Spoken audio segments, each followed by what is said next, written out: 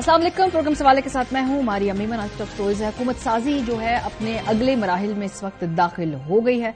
अब कौमी असम्बली का इजलास होना है। उस हवाले से देखते हैं कि कब सदर ममलिकत ये खत लिखते हैं इजलास बुलाने के लिए। इसके बारे में बड़े कानूनी सवालात भी हैं। प्रोग्राम के पहले से इस पर बात करेंगे। उसके बाद अदालती हुक्म के बावजूद एक्स सर्विस ताहाल बहाल नहीं हो सकी है और अभी भी हाल ये है कि इस मुल्क में जो मिनिस्टर ऑफ आईटी हैं वो खुद वीपीएन इस्तेमाल करके ट्वीट्स कर रहे हैं। क्या ये न्यू नॉर्मल है इस मुल्क के अंदर? अब ऐसा ही होगा। प्रोग्राम के दूसरे हिस्से में इस पर बात होगी। आखिर में नया IMF मुआहिदा शराइत कितनी सख्त होगी? हुकूमत जो भी लेगा कांटों का ताज है। बड़ी बड़ी कर्जों की किस्तें वापस करनी है। लोगों पे ज्यादा बोझ डाले बगैर मईशत चलानी भी है तो उतना आसान नहीं है। शायद इसीलिए इसका बोझ उठाने के लिए कोई भी इस वक्त इंथुजियास्टिक नजर नहीं आ रहा। प्रोग्राम के आखिरी हिस्से में इस पर बात करेंगे, लेकिन आगाज करते हैं। पंजाब और सिंध असेंबली के अंदर में देखा कि जो बेसिक इलेक्शन है स्पीकर डिप्टी स्पीकर का वो हो गया है। खैबर पख्तूनख्वा का इजलास बुला लिया गया है और अब मामला होगा कौमी असेंबली का। कौमी असेंबली में जराये के मुताबिक 28 या 29 फरवरी को कौमी असेंबली में अरकान की हल्फ बर्दारी होगी। वजीर आजम की हल्फ बर्दारी अगला होगा मरहला। उसमें 9 मुंतखब वजीर आजम 1 मार्च को अपने ओहदे का हल्फ उठाएंगे। सदर पाकिस्तान का इंतखाब है जी। उसके बाद इसके लिए जो तारीख सामने आ रही है 9 मार्च की। 9 मार्च को सदर पाकिस्तान के इंतखाब के लिए वोटिंग होगी। सेनेट इलेक्शन के ऊपर अगर हम बात करें तो सदर ममलिकत के इंतखाब के बाद मार्च के आखिरी हफ्ते में मुल्क में सेनेट के इंतखाबात होंगे और तकरीबन 49 नशिस्तें हैं जिसके लिए इंतखाबात होंगे। सूरत हाल ये है कि इस वक्त जो ऐवान है वो नामुकम्मल है। पंजाब के अंदर, सिंध के अंदर, विफाक के अंदर जो नशिस्तें हैं मखसूस और अकलियतों की वो तहरीक इंसाफ / सुन्नी तहरीक की अभी अलॉट नहीं की गई। तो जब तक ये ऐवान मुकम्मल नहीं होगा सेनेट के इंतखाबात और जो सदर पाकिस्तान के इंतखाबात है बकौल तमाम आईनी और कानूनी माहिरीन के उनके बीच में तात्तुल रहेगा। तो उससे पहले हाउस मुकम्मल होना है। क्या ये नशिस्तें तहरीक इंसाफ / सुन्नी तहरीक को दी जाएंगी और क्या जब तक ये नशिस्तें अलॉट नहीं की जाती इलेक्शन जो है वो लेजिटिमेट होता है या नहीं होता? पंजाब में हमने देख लिया इलेक्शन करा दिया गया है, लेकिन विफाक के अंदर देखते हैं कि क्या इसमें कोई रुकावट तो नहीं आएगी। इसहाक डार साहब ने आज इसकी तरफ मेंशन किया कि 21 दिन के अंदर इजलास बुलाना है। सदर साहब ने अभी तक उस हवाले से कुछ पेशरफ्त नहीं की। क्या कह रहे हैं इसहाक डार साहब, सुनिए। आइन बड़ा वाजे है। जिस दिन इलेक्शन होगा उसके 21वें दिन जो भी ट्रांजिट स्पीकर होंगे, क्योंकि असेंबली तो खत्म हो चुकी है, स्पीकर तो चलते हैं जब तक नया नहीं आता, जैसे अपने पंजाब असेंबली में देखा, तो वो 21वें दिन स्पीकर ऑटोमेटिकली इजलास बुलाता है जो कि 29 बनेगी। 27 का हमारा ख्याल था और समरी गई भी है पार्लियामानी अफेयर्स की तरफ से। उन्होंने चूंकि साइन नहीं किया तो 29 को तो जहां जहां भी जनरल इलेक्शंस हुए हैं वो पूरे पाकिस्तान में हुए हैं। जो असेंबली या नेशनल असेंबली अगर सदर नहीं बुलाते, किसी सूबे का गवर्नर नहीं बुलाता, उसका यही होगा कि 29 को ऑटोमेटिकली इजलास होगा। अगर हम राब्ता करें उन जराये से जो सदर पाकिस्तान के करीब है वो कहते हैं कि ऐसी कोई कंट्रोवर्सी नहीं होगी और मोस्ट प्रॉब्ली ये मामला स्मूथली तय हो जाएगा।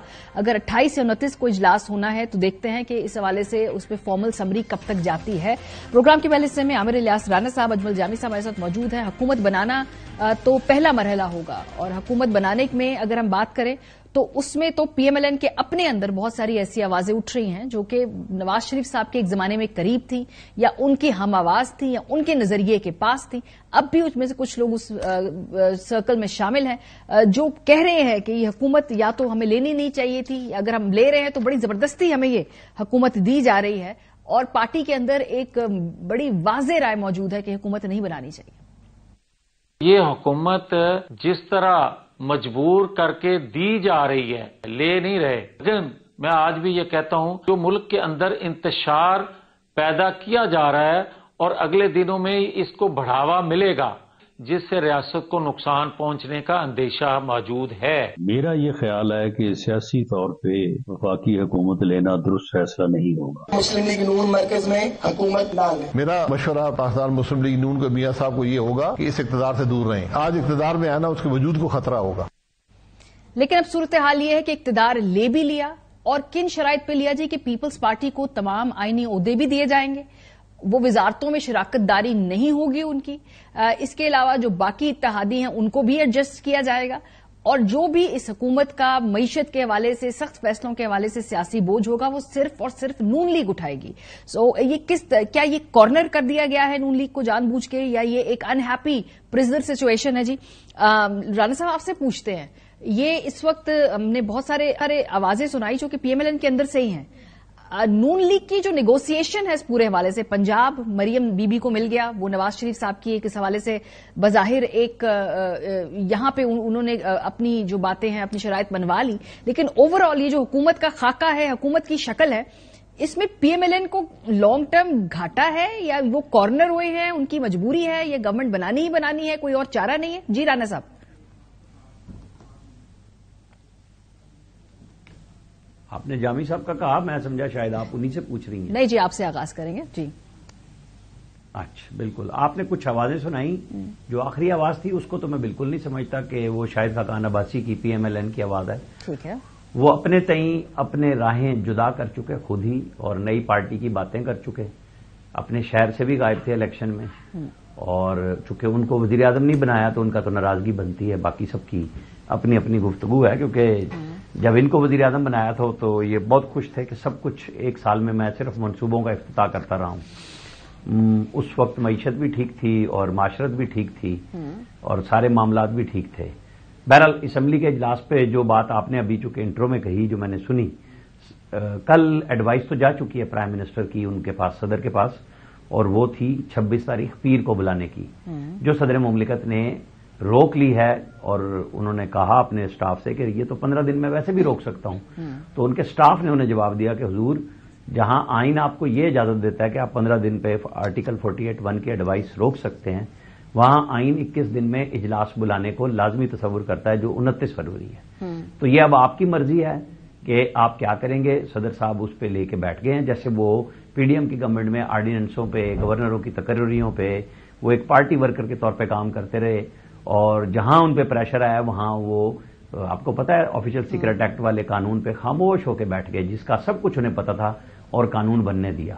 اب اگر ڈار صاحب کہہ رہے ہیں کہ 29 کو اجلاس ہونا ہے تو وہ وضاحت تو وہی دیں گے، لیکن ظاہر ہے صدر صاحب نے فی الحال کوئی ایڈوائس پہ عمل بھی نہیں کیا اور اس کو رکھ دیا ہوا ہے.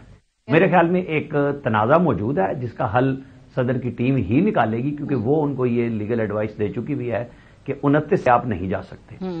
وہ گورنروں کی تقرریوں میں بھی کر چکے ہوئے ہیں، بلکہ ایک دفعہ تو جو قانون تھا ایک بننا تھا، اس پہ جو ان کے پاس تھی کہ زیادہ سے زیادہ آپ 10 دن دوبارہ رکھ سکتے ہیں جب دوبارہ آئے، تو اس پہ بھی وہ انکار کر رہے تھے. تو انہیں بتایا گیا کہ آپ انکار بھی کر دیں تو آئین آپ کو پابند کرتا ہے کہ اب یہ 10ویں دن قانون بن جائے گا. ٹھیک ہے، تو ضد ہونا، گفتگو ہونا، پارٹی کی لائلٹی ہونا اور بات ہے. اس پہ تو نقطہ آ گیا سر. میں دوسری جو بات کر رہی ہوں کہ سر یہ کن شرائط پہ گورنمنٹ ہے کہ پی ایم ایل این جو ہے نہ پیپلز پارٹی ان کے ساتھ اقتدار میں شراکت کرنے کو تیار ہے، تمام آئینی اپنی جو بھی شرائط ہے وہ منوا رہے ہیں. پارٹی کے اندر چلے شاہد خاقان صاحب کو آپ سائڈ پہ کر دیجئے، رانا ثناء اللہ، جاوید لطیف، خواجہ سعد رفیق صاحب، یہ تو اس وقت بڑے ہی متحرک لوگ ہیں نا.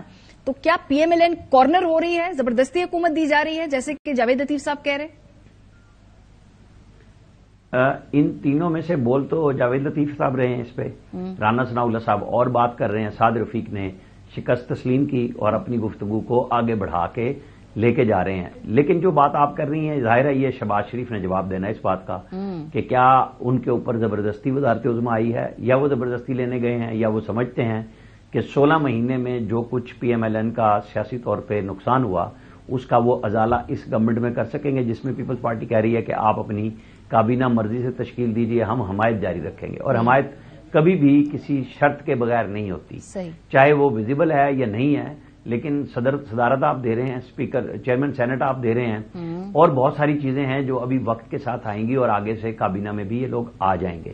لیکن انہوں نے وہ رکھا ہے کیونکہ ان کو تو سندھ میں فرق نہیں پڑا کہ وہ حکومت میں تھے یا نہیں تھے، کیونکہ پیپلز پارٹی کے مقابلے میں نون اور پی ٹی آئی دونوں نے وہاں اندرون سندھ میں کام نہیں کیا اور پیپلز پارٹی کو ایج حاصل رہا، ہر دور میں رہا اور آج بھی ان کا، اسی لیے وہ وہاں آگے نکل آئے. لیکن یہ سب کچھ کہنے کے باوجود یہ شہباز شریف صاحب کے لیے، پی ایم ایل این کے لیے اتنا بڑا امتحان ہے جو خاصا مشکل کام ہے. لفظ جو مرضی ہم کہہ لیں، کیونکہ مریم نواز نے اگر پنجاب میں چلانا ہے اپنے آپ کو تو ان کے پاس اپنی فنڈنگ جو آئین دیتا ہے وہ آئے گی. وہ کیا نئی جنریٹ کر سکیں گی وہاں پہ فنڈنگ صوبے میں؟ گڈ گورننس چیلنجز بہت سارے، اسی لیے کہ اس دفعہ بالکل کلیئرٹی سے ہے کہ لوگوں نے ڈیولپمنٹ پہ ووٹ نہیں ڈالے، لوگوں نے تعمیر ترقی نہیں دیکھی، لوگوں نے دیکھا ہے کہ نعرہ اچھا کس کا ہے. نہیں سر، لوگوں نے یہ نہیں دیکھا، لوگوں نے ناراضی، نہیں میری رائے نا جی، آپ کی رائے نہیں ماریا، آپ کی رائے ہو سکتی ہے، میں اپنی رائے. ہاں سر، میری رائے مختلف ہے، تو وہ آپ نے جو بتایا. میری رائے ہے کہ لوگوں نے ڈیولپمنٹ پہ ووٹ نہیں کیے، لوگوں نے کام پہ نہیں کیے، ورنہ وہ دیکھتے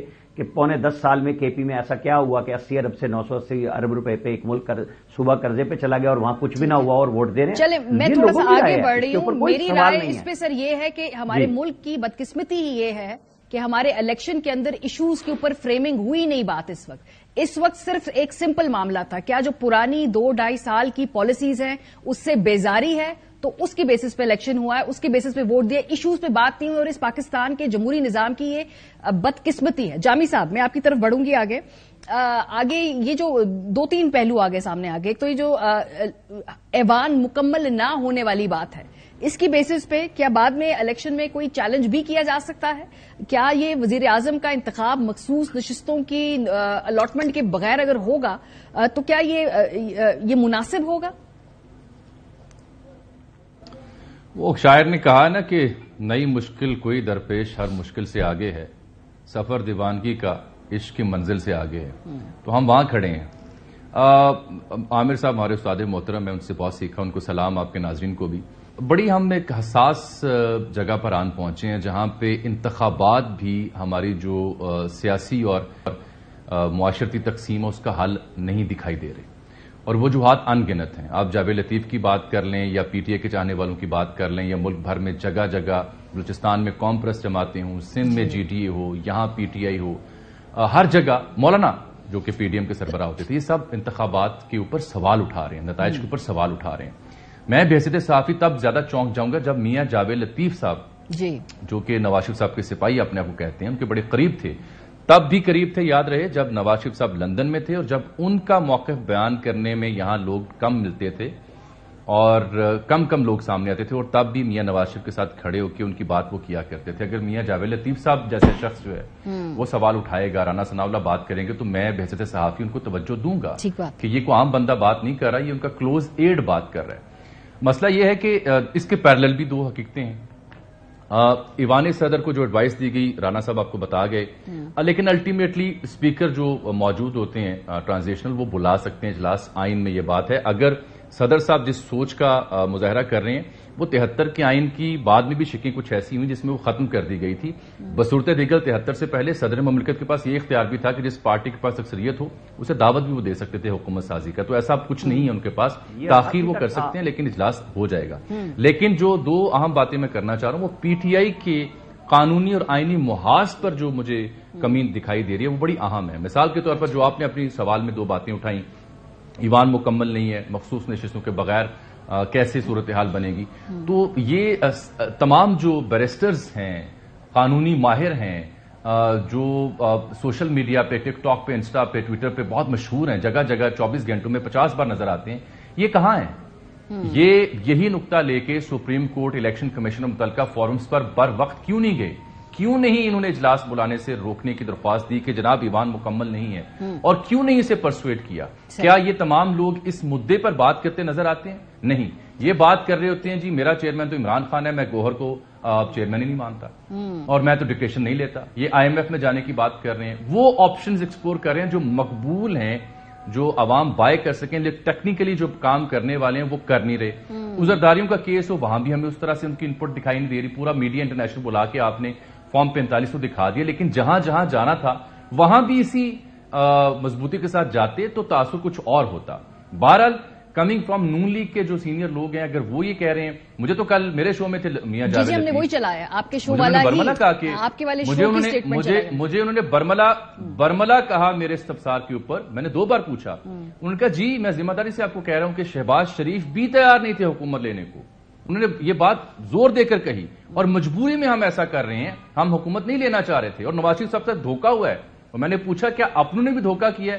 تو انہوں نے کوئی بین اس کا جواب دیا. اب آخری اس کا پہلو جو ہے کہ یہ پھر کیوں لے رہے ہیں حکومت، دیکھیں 2 وجوہات ہیں ماریا. ایک تو آبویسلی اٹس اے چانس، اور ان کو جو نتائج آئے اس سے انہیں اپنی مقبولیت کا اچھی طرح علم ہو چکا ہوا ہے، اور جو بیانیہ یا جو نعرہ زیادہ مقبول ہے اس کا بھی ادراک انہیں ہو چکا ہوا ہے. ایک تو چانس ہے. جو ان کی مجبوری ہے کہ یہ اس کے بعد شاید چانس ملے یا نہ ملے.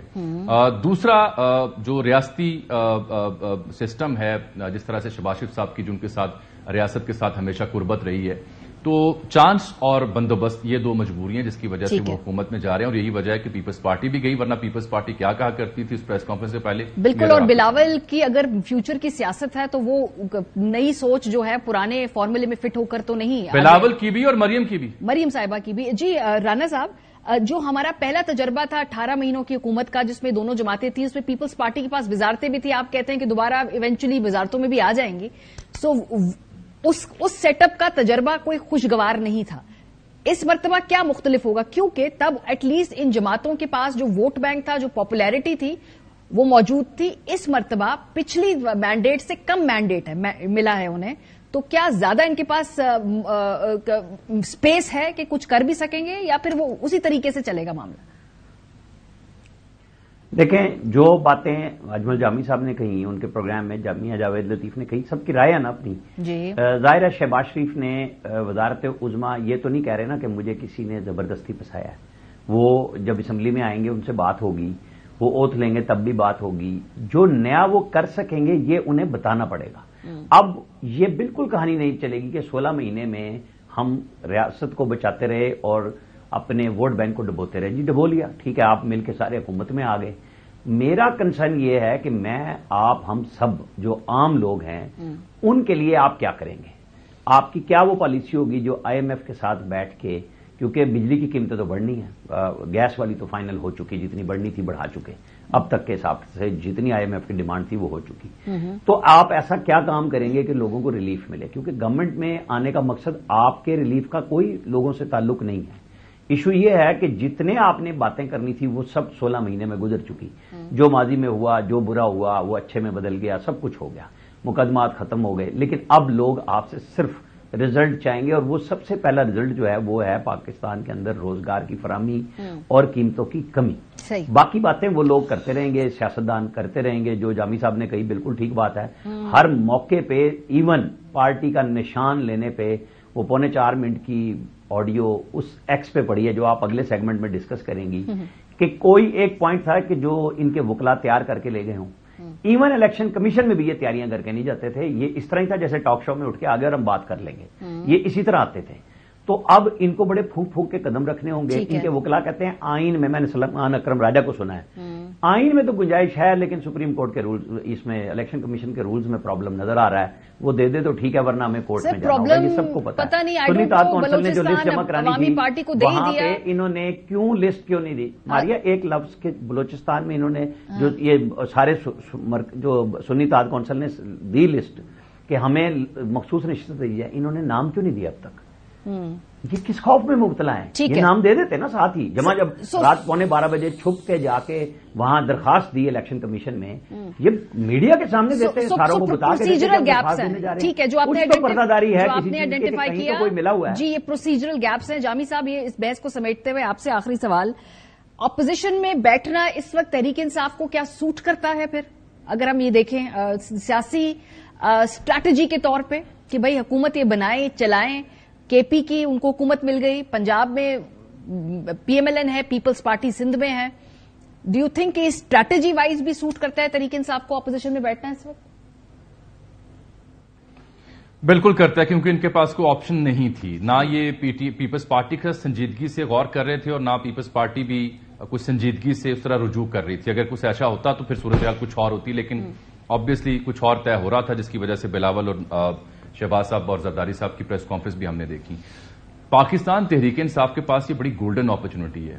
دے are in good number, healthy numbers ہیں، اور کے پی کے میں ایک ایبسولوٹ میجورٹی کے ساتھ گورن کرنے جا رہے ہیں. پنجاب میں 100 کے قریب ان کی اپوزیشن میں اسٹرینتھ ہوگی.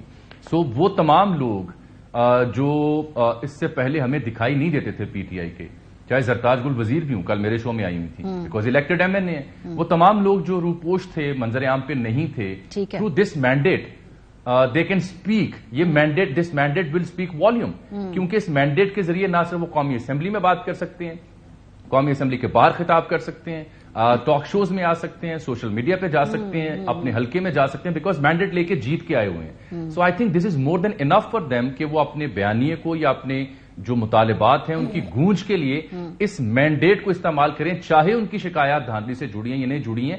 And it will be very very tough for this allied lead government to deal with this much mandate of PTI, जो कि सोशल मीडिया पे उनसे कहीं ज्यादा वाइब्रेंट है, दुनिया भर को अपनी आवाज सुना सकते हैं। स्ट्रॉन्ग ऑपोजिशन है, टफ टाइम। बहुत शुक्रिया। अजमल जामी साहब हमारे साथ मौजूद थे, आमिर इलियास राना साहब हमारे साथ मौजूद थे। 8 दिन से ज्यादा हो गए पाकिस्तान के अंदर Twitter/X जो है उसकी बंदिश जारी है। प्रोग्राम के अगले से इस पर बात करेंगे हमारे साथ।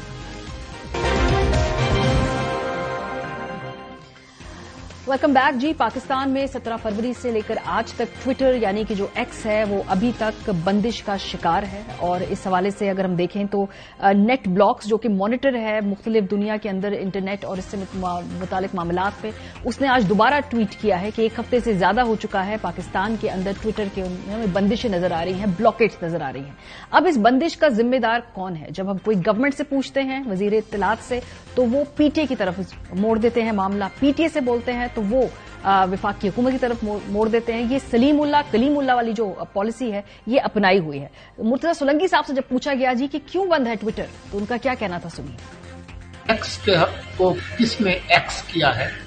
बेहतर होगा कि आप वजारत इंफॉर्मेशन टेक्नोलॉजी और चेयरमैन पीटीए से रब्ता करें। तो फिर पूछा बीबीसी ने पीटीए से कि भाई किसने इंटरनेट को बंद किया है, तो पीटीए ने सारा जो मामला था वो डाल दिया हुकूमत के ऊपर और उन्होंने वजारत दाखिला पे मामला छोड़ दिया। और ये हम देख सकते हैं कि उन्होंने कहा कि वजारत दाखिला के अहकामात पर मुल्क भर में एक्स को बंद किया गया है। सो मुर्तजा सोलंकी साहब को नहीं मालूम कि उनकी हुकूमत के कहने पे एक्स को बंद किया गया है, वो पीटीए पे डाल रहे हैं, पीटीए कह रहे हैं हुकूमत में डाल रहे हैं। सो कोई इसकी जिम्मेदारी लेने को तैयार नहीं है। इस दौरान आज खबर आई है अखबार के अंदर कि पाकिस्तान के अंदर सोशल मीडिया सार्फिन की तादाद में बड़ी तेजी से इजाफा हो रहा है। कोई 7 करोड़ के करीब जो लोग हैं वो सोशल मीडिया प्लेटफॉर्म्स इस्तेमाल करते हैं। इतनी बड़ी तादाद आपके मुल्क के लोगों की, आप उनकी आवाज दबाना चाहते हैं ट्विटर और बाकी फोरम्स को बंद करके। This does not make sense. ये अगर आपने 2024 में एग्जिस्ट करना है तो ये आप नहीं कर सकते हैं, लेकिन बहरहाल पाकिस्तान में हो रहा है। तो ये तो जी हुकूमत मौजूदा उसका ये मौकफ था। पाकिस्तान की सियासी जमातें इन सिविल लिबर्टीज के मामले पे कहां खड़ी हैं, ये एक बहुत बड़ा सवालिया निशान है। अगर हम बात करें तो किस किस सियासी जमात ने इस मामले में अभी तक आवाज उठाई है, तो सिर्फ तहरीक इंसाफ हमें इस हवाले से नजर आती है। और उसमें हमने देखा कि अली मोहम्मद खान साहब ने ट्वीट की कि वो बाकायदा इसको कानूनी तौर पे चैलेंज करने जा रहे हैं इस्लामाबाद हाई कोर्ट के अंदर। सो वो उन्होंने इंडिविजुअली या पार्टी की मां पर इसको चैलेंज किया है। अगली जो जमात है पीपल्स पार्टी, जिसमें थोड़ी सी हमें नजर आती है कि ये कहीं कोई प्रिंसिपल पोजीशन लेने की कैपेसिटी है, लेकिन इस मामले के ऊपर पीपल्स पार्टी मुकम्मल तौर पे खामोश है। जब इलेक्शन के दिन इंटरनेट बंद हुआ था वो पिटिशन लेकर तो गए, लेकिन वो भी ऐसे लग रहा था कि खाना पूरी है। प्रीएम्प्टिव पिटिशंस ना पीटीआई ने दायर की थी ना पीपल्स पार्टी ने दायर की थी। और पीएमएलएन से तो हमें इन बातों की तवक्को रखनी ही नहीं चाहिए, क्योंकि उनके दौर के दरमियान वो ऐसी तमाम कानून साजी हुई है जिसमें इंटरनेट के ऊपर बंदिशें भी हुई हैं और इंटरनेट एक्टिविस्ट की जिंदगियां मुश्किल में भी डली हैं। सो बहरहाल सवाल यह है जी कि इंटरनेट अगर वजारत दाखिला पीटीए में से कोई बंद नहीं कर रहा तो उसकी जिम्मेदारी कौन लेगा? जो उसमें सबसे हिलेरियस एंगल है वो ये है कि हमारे वजीर आजम साहब, निगरान वजीर आजम ही है, चंद दिनों के मेहमान हैं, वो भी जब ट्वीट करते हैं तो वो वीपीएन का इस्तेमाल करते हैं। यानी आप पूरी कौम को तरगीब दे रहे हैं कि आप सब फ्री खरीद के जिस तरह से भी जो भी वीपीएन मिलता है वो हासिल कर लें और उसके जरिए ट्वीट किया करें, क्योंकि सरबराही ममलिकत ट्वीट इस तरह से कर रहे हैं। उमर सैफ साहब जो कि आईटी की मिनिस्ट्री और रेवोल्यूशन की बातें करते हैं और बता रहे हैं कि पाकिस्तान कैसे टेक ऑफ कर रहा है, डिजिटल रेवोल्यूशन आ रहा है, वो भी मुतअद्दिद बार वीपीएन ही इस्तेमाल करते हुए ट्वीट्स कर रहे हैं। सो वो भी आपको यही तरगीब दे रहे हैं कि जी वजीर आईटी के आप वीपीएन इस्तेमाल किया करें। लेकिन इस सब का एक बहुत अहम एस्पेक्ट है और वो ये है कि ट्विटर से बहुत सारे लोगों का रोजगार मुंसलिक है। नवीद इफ्तिखार साहब मेरे जाती दोस्त भी हैं और बाकायदा पाकिस्तान के अंदर अगर हम देखें पढ़ने लिखने और जो फॉरवर्ड लुकिंग जो कैपेसिटीज बिल्ड करने के बहुत बड़े प्रचार भी करते हैं। वो कहते हैं जी उनकी सऊदी टेक कंपनी से मुलाकात हुई और जब उन्होंने देखा कि इंटरनेट शटडाउन होता है पाकिस्तान में, तो उन्होंने पाकिस्तान के अंदर काम आउटसोर्स करने से मना कर दिया है। यानी पाकिस्तान के अंदर जो आईटी तबके से लोग ताल्लुक रखते हैं, जिनका रोजगार मुंसलिक है, उससे आप देखें कि जब उनको काम नहीं मिलेगा तो पाकिस्तान के अंदर जो पैसा आना है, पाकिस्तान के अंदर जो इकोनॉमिक एक्टिविटी है, उसको भी धक्का लगेगा। तो सारी बातें छोड़ दें, अगर पाकिस्तान की इकोनॉमी ने टेक ऑफ करना है, डिजिटल रेवोल्यूशन होना है, तो इस तरह की बंदिशों से वो नहीं हो सकता है। ये बड़ा बेसिक प्रिंसिपल है। इसको हम इसमें किस तरह बेहतरी आएगी कि आप इसको हम न्यू नॉर्मल देखें, और उससे जो लोगों के पैसे कमाने की, रोजगार के मौके कैसे इफेक्ट होंगे। उसामा खिलजी साहब सोशल मीडिया एक्सपर्ट भी हैं, सारे मामलात पर बड़ा एक्टिवली देखते भी हैं। उसामा, इशू ये है कि चलें, अगर आपको इसमें सेंसरशिप और सिविल लिबर्टीज के मामलात नहीं है, लेकिन जो टेक सेक्टर है हमारा, जो बड़ा डायरेक्टली, जिनके लिए रियासत अपॉर्चुनिटीज क्रिएट नहीं कर रही, वो खुद आगे बढ़ के अपने अपॉर्चुनिटीज क्रिएट कर रहे हैं, उनका काम भी अफेक्ट होगा। तो ये क्या बात हमारे उसमें नेशनल कॉन्शियंस में नहीं है कि लोगों को एक्चुअली आप एक्टिवली हर्ट कर रहे हैं इस तरह की काम करके? जी बिल्कुल, ये एक बहुत बड़ा मसला बन रहा है पाकिस्तान की आईटी सेक्टर के लिए। बल्कि आप देखें तो आईटी सेक्टर वाहिद वो सेक्टर है जो कोविड के दौरान और उसके बाद भी जो है वो उसकी परफॉर्मेंस में बेहतरी आई है। और जो पाकिस्तानी फ्रीलांसर्स हैं, जो नौजवान हैं, उनका काम जो है बेहतरीन फ्रीलांसर्स में जाना जाता है पूरे मुल्क में। और उसमें जिस तरह आपने कहा, वो खुद ही अपनी अपॉर्चुनिटीज बना रहे हैं, वो ऑनलाइन जाके सीख रहे हैं, फिर क्लाइंट्स को जो है सर्विसेज दे रहे हैं, और इससे जो पाकिस्तान को फॉरेन इनकम जो बहुत ज्यादा हमें जरूरी है, डॉलर्स की, फॉरेन एक्सचेंज की, इनकी वजह से आ रहा है। लेकिन जिस तरह भी आपने दिखाया, ये 9 मई के बाद भी हमने देखा था 4 दिन के लिए इंटरनेट बंद किया गया हुआ था पूरे मुल्क में, और उसके बाद सारी फ्रीलांस की जो वेबसाइट्स थी उसके ऊपर पाकिस्तानी जो सर्विस प्रोवाइडर्स थे उनके ऊपर नोटिस आ रहा था कि आप पाकिस्तान से अगर आप काम करना चाहते हैं तो अभी उधर इंटरनेट बंद है, ये आपको जो है काम नहीं करके दे पाएंगे। और अभी भी हम देख रहे हैं कि ज्यादा कंपनियां कह रही हैं कि इधर तो आप अगर रिस्क असेसमेंट देखें तो कल को कोई भी वेबसाइट बंद हो जाती है, हुकूमत की तरफ से कोई जवाब ही नहीं आता, तो एक अनसर्टेनिटी का माहौल है। और उसकी वजह से फिर हमारे बिजनेस और आईटी सेक्टर को एक बहुत बड़ा धचका जो है पड़ रहा है, बल्कि अभी काफी ऑलरेडी काफी लेट हो चुका है इसको। तो मेरे ख्याल से अगर ये चाहते हैं कि कोई बेहतरी आए, इकोनॉमी में बेहतरी आए, लोगों की रोजगार में बेहतरी आए, तो आप इसमें और इन्वेस्ट करें और लोगों को ट्रेन करते जाएं, बजाय ये कि आप इंटरनेट बंद करते रहें और सोशल मीडिया बंद करते रहें सियासी रीजंस के लिए। और वैसे भी जो बातें हैं लोग वो करते रहेंगे। आपने ट्विटर बंद कर दिया तो क्या वीपीएन के साथ लोग नहीं यूज कर रहे, या ट्विटर के अलावा भी कोई बातें नहीं कर रहा, कोई आपस में कोई तबादला ख्याल नहीं कर रहा, तो कि काउंटर प्रोडक्टिव सा एक वो मैसेज। अच्छा, सियासी जमातों का मैंने खासतौर पे बात की कि देखें इसमें जो कुछ बेहतर, अगर हम हिस्ट्री देखें तो पीपल्स पार्टी की कमिटीज के अंदर और दीगर जगह थोड़ी बेहतर पोजीशंस है। तहरीक इंसाफ चूंकि इस पूरे इशू के अंदर विक्टिम है तो they are very vocal. PML की तरफ से तो खामोशी है। मतलब आपके नजदीक अगर आप स्कोर कार्ड दें तो कौन सी सियासी जमात की सिविल लिबर्टीज के साथ ज्यादा कमिटमेंट है? मेरे ख्याल से किसी की भी नहीं है, और वही हमें नजर आ रहा है। अभी तक आपने क्यों नहीं आवाज उठाई किसी सियासी जमात से? और जो आपके नौजवान लोग हैं वो आपसे एक्सपेक्ट कर रहे हैं, तो आप उनकी नुमाइंदगी किस तरह से कर रहे हैं? अगर आप यंग लीडर्स की पार्टी बनना चाहते हैं या यंग लीडर्स का सपोर्ट चाहते हैं, या आपकी लीडरशिप यंग है, तो वो क्यों नहीं दिखा रही है कि वो यंग लोगों के लिए बोल रही है? आप प्रेशर क्रिएट करें। अगर सियासी पार्टियां ये काम नहीं करेंगी तो फिर वो सियासत में क्यों है, वो गवर्नमेंट में क्यों है? क्या वो इसलिए जो है हमारे टैक्सेस को इस्तेमाल करके हुकूमत में आते हैं, हमारे वोट्स लेकर आते हैं ताकि वो लोगों पे और कतगने लगाएं? तो मेरे ख्याल से एक बहुत बड़ा फेलियर है इनकी तरफ से। दूसरी जानब आप देखते हैं सिविल सोसाइटी और मीडिया की तरफ से ही आवाज उठ रही है इस पे, लेकिन उसके अलावा सोशल मीडिया पे लोग बात कर रहे हैं। लेकिन सियासी जमातें जो है सारी उनकी कारकर्दगी यही है। पीएमएलएन जो है पीका का कानून लाई, फिर पीटीआई जो है उन्होंने पीका के कानून को बदतर करने की कोशिश की, और इन दोनों पार्टी जो है विक्टिम रह चुकी हैं इस कानून की। और पीपल्स पार्टी भी सेनेट में इसको रोक सकती थी जब पीएमएलएन इसको लाई थी, लेकिन उन्होंने नहीं रोका इस कानून को। तो मेरे ख्याल से सब मुलव्वस हैं इसमें, और मेरे ख्याल से इनको खौफ ज़्यादा भी है क्योंकि इन्हें नहीं पसंद जवाबदेह होना लोगों का, क्योंकि सोशल मीडिया पे लोगों के पास आवाज है, वो जवाब मांगते हैं आपसे और सवाल उठाते हैं। तो ये जमहूरियत का एक जो है प्रोग्रेस ही है सोशल मीडिया, जिसपे लोग उस पर सवाल उठाते हैं। तो इसके साथ आप जितना इंगेज करेंगे, जितना उधर आपकी प्रेजेंस होगी, और स्टेट को भी चाहिए उधर अपनी ज्यादा इन्फॉर्मेशन लाए। बिल्कुल ठीक बात है, बहुत शुक्रिया उसामा। बिकॉज सवाल ये नहीं है कि आपने किसी का मैसेज ब्लॉक कर दिया, उसके पैगाम को रोक दिया। اس کا توڑ یہ ہے کہ آپ کا پیغام کیا ہے اور وہ کتنا افیکٹو ہے، اور اگر کوئی پروپیگنڈا ہے، کوئی مس انفارمیشن ہے، کوئی ڈس انفارمیشن ہے، تو اس کو ختم کرنے کے لیے آپ کی مؤثر طریقہ کار کیا ہے. انہی پلیٹ فارمز کو استعمال کرتے ہوئے ان کو بلاک نہیں کریں، اس کو مؤثر طریقے سے استعمال کرنا سیکھیں، کیونکہ یہ کہیں جانے والے نہیں ہیں اور نہ ہی یہ نوجوان لوگ اس کا استعمال چھوڑنے والے ہیں. آپ کو جو ہے اس کو بہتر طریقے سے خود دکھنا ہوگا اور ریاست کو اس حوالے سے ذرا زیادہ ذمہ دارانہ رویہ اپنانا ہوگا. بریک پہ جائیں گے. جب واپس آئیں گے تو IMF کا معاہدہ حکومت ہوتے ہی جب سنبھالتے ہی جانا ہے تو کتنی سخت کڑی شرائط ہوں گی، اس پہ بات کریں گے. بریک کے بعد ہمارے ساتھ. Welcome back. حکومت بنانا تو صرف پہلا ہی مرحلہ ہوگا، اس کو چلانا اور معاشی چیلنجز کو ٹیکل کرنا سب سے بڑا اہم مرحلہ ہوگا. اس وقت اگر ہم دیکھیں تو پاکستان اور IMF کے درمیان جو اگلا یہ معاہدہ ہونے جا رہا ہے اس حوالے سے بلومبرگ کی ایک رپورٹ سامنے آئی ہے. یہ رپورٹ کیا کہتی ہے آپ کو بتاتے ہیں.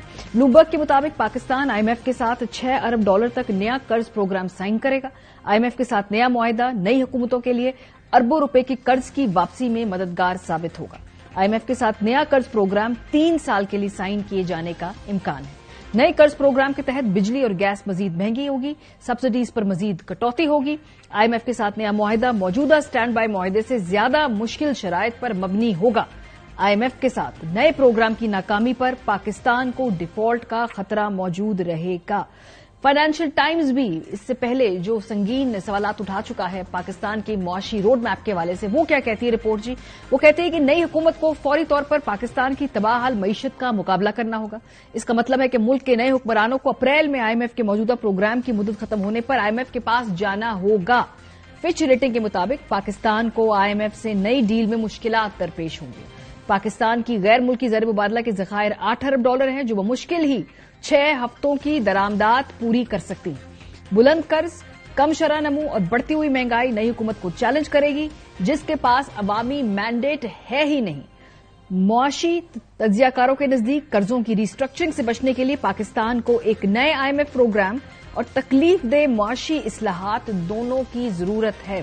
شعیب نظامی صاحب ہمارے ساتھ موجود ہیں اسٹوڈیو میں. ہمارے جو معاشی معاملات ہیں ان پہ بڑی گہری نظر رکھتے ہیں. جی نظامی صاحب، جو نیا پروگرام ہے اس حوالے سے یہ جو 2 رپورٹیں میں نے پڑھی کافی خوفناک، اس میں جو ایک روڈ میپ بڑا سخت ہے، ریلیف دینے کی دور دور تک کوئی جگہ نہیں ہے. کیا ایکسپیکٹ کریں گے اس معاہدے سے پہلے اور اس معاہدے کی جو جب نیگوسیشن کا عمل ہوگا اس کے دوران؟ مجھے لگتا ہے کہ بس وہ جیسی حکومت آئے گی تو سر منڈواتے اولے پڑنے والی بات ہے، کیونکہ جس وقت یہ لوگ آئیں گے تو فوری طور پر جون تک ہمیں تقریباً $8 بلین واپس کرنے. اس میں $4 بلین جو ہے وہ چائنا کا رول اوور ہے، $1 بلین کے جو ہے وہ آئل فیسلٹی ہے جو ہمیں ویل کرنے کی کوشش کرنی ہے. باقی اب اس کے لیے بھی کوئی نہ کوئی جو ہے وہ یہ سب فری لنچ تو نہیں ہوگا. چائنا سے یا سعودی عرب سے ہمیں فوراً جو ہے وہ تعلقات جو ہیں ان کو ان کے مطابق طے کرنا ہوگا. ساتھ ساتھ جو اگر ہم آتے ہی نیا پروگرام لیتے ہیں کیونکہ یہ ختم ہو جائے گا تو نئے پروگرام کے لیے جو ہے وہ سبسڈیز کم کرنی پڑ جائیں گی، یعنی کہ بجلی آپ کو اور مہنگی کرنی پڑ جائے گی، گیس آپ کو اور مہنگی کرنی پڑ جائے گی. اسی طرح جو FBR کی ٹیکس ایگزمپشنز ہیں وہ تقریباً 2.3 ٹریلین تک پہنچی ہوئی ہیں، ان کو لمٹ کرنا پڑے گا. اسی طرح جیسے آپ بجلی کی سبسڈیز کم کریں گے، خاص طور پہ جو ابھی انہوں نے جو سیکٹر تھا جو کم استعمال کرنے والے پروٹیکٹڈ ہیں گیس کے، ان کا ریٹ بڑھایا، تو یہ ممکن ہے کسی حد تک ان کو یہ ایڈجسٹمنٹ آ کے بجلی میں بھی کرنی پڑے گی. تو جو ہم 200 یونٹ کے اوپر یا 300 یونٹ کے نعرے لگائے جا رہے تھے بجٹ کے اندر کہ ان کو فری جو ہے وہ بجلی ملے گی، تو وہ ہو نہیں سکے گا. یہ تو سوال ہی پیدا نہیں ہوتا، یہ صرف سوال ہی پیدا. یہ اگر سوال اس وقت اگر اس کو ہم یہ مینج بھی کریں تو کم از کم 1.2 ٹریلین روپیز ایکسٹرا چاہیے ہوں گے. تو ابھی ہماری جو ریکوری ہے وہ تقریباً 1.8 ٹریلین روپیز اینول لاسز ہیں، یہ تو پھر 3 ٹریلین کو کراس کر جائیں گے. تو یہ رقم کہاں سے آئے گی؟ پھر اس کے بعد جو سرکولر ڈیٹ ہے وہ مسلسل پرابلم کرتا جا رہا ہے. اس میں اب چائنیز کا بھی سرکولر ڈیٹ جو ہے وہ تقریباً 1.8 ٹریلین روپیز کا ہو چکا ہے. تو اس کو واپس کرنے کے لیے بھی بڑی اماؤنٹس چاہیے. پھر ہم اگر بجٹ کی تیاری میں دیکھیں گے تو ان کو ایسے ڈیسیژن لینے پڑیں گے جس سے، کیونکہ اب جو تقریباً یہ 9.4 ٹریلین روپیز کے اوپر اس وقت FBR کا جو ہے وہ ٹیکس ٹارگیٹ ہے اور اگلے سال جو ہے وہ 11 ٹریلین کو کراس کر رہا ہوگا.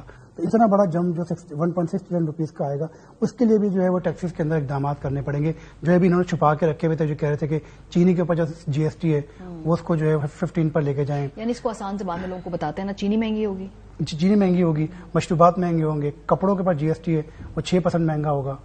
اسی طرح جو ہے اگر یہ بہت مجبور ہوئے، ابھی پیٹرول کے اوپر GST نہیں لے رہے، 0 ہے، अगर वो सस्ता होता है इंटरनेशनल मार्केट में तो ये जीएसटी उसके ऊपर भी इंक्रीज करना पड़ेगा ताकि आपके जो ओवरऑल एफबीआर के अहदाफ हैं वो हासिल किए जा सकें। तो आवाम के लिए जो नई गवर्नमेंट के पहले 6-7 महीनों में तो कहीं से रिलीफ बहुत ही मुश्किल नजर आता है, क्योंकि जब से सब्सिडी के लिए कोशिश करते भी हैं तो रोक दिया जाता है। जैसे लास्ट ईयर मुसद्दिक मलिक और प्राइम मिनिस्टर और मिलकर लाए थे जी 150 रुपए का पेट्रोल होगा, कॉस्ट सब्सिडी हो जाएगी, तो उस पर आईएमएफ नहीं मानेगा। डिस्प्लेजर का बड़े सख्त डिस्प्लेजर का इजहार किया था। तो अभी जो पाकिस्तान ने अपना मौजूदा आईएमएफ प्रोग्राम मुकम्मल किया over the period of 8-9 months, जिसमें 3 हुकूमतें इसको ओवरसी कर रही हैं, सो उससे कोई एतमाद में फर्क पड़ा है? क्योंकि उससे पहले 1.5 साल में हमने देखा कि 2 मरतबा आईएमएफ के साथ जब मामला खराब हुए तो ट्रस्ट डेफिसिट था। अब ये बेहतर है, इसको एटलीस्ट हम ये कह सकते हैं?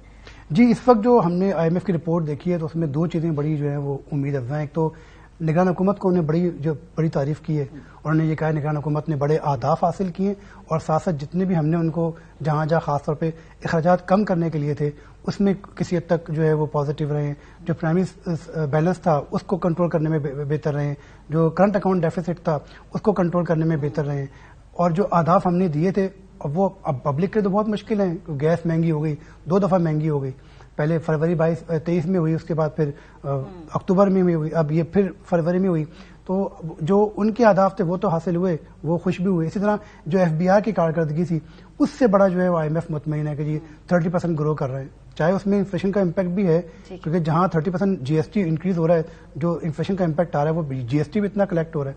इसी तरह जब पेट्रोल इंटरनेशनल मार्केट में महंगा हो रहा है तो उसका भी जो कस्टम ड्यूटी है वो ज्यादा जमा हो रहा है। तो वो अहदाफ इस लिहाज से तो बेहतर है। इसीलिए ये गवर्नमेंट जो है एक डॉक्यूमेंट देके जाएगी नई गवर्नमेंट को। शमशाद अख्तर इस पे बड़ा काम कर रही है कि जैसी नई गवर्नमेंट है उसको ज्यादा एफर्ट्स ना करनी पड़े और एक ऑलरेडी एक पेपर मौजूद हो, उसी को आगे लेकर जाना पड़ेगा। उसको फिर नई हुकूमत अपने साथ से ले सके और उसको चला सके। बहुत शुक्रिया शोएब निजामी साहब। ओवरऑल एक आइडिया दे रहे थे कि आने वाली जो हुकूमत है उसके चैलेंजेस क्या हैं और बतौर अवाम आप क्या एक्सपेक्ट करें। तो जी बिजली, गैस, कपड़ों की कीमतें, पेट्रोल की मुमकिन तौर पे कीमत, चीनी और जो आम खाने पीने की चीजें हैं, ये सब ऊपर जाने के इम्कानात हैं। प्रोग्राम का वक्त खत्म हो गया। अपना फीडबैक देना मत भूलिएगा। ख्याल रखिए। खुदा हाफिज़।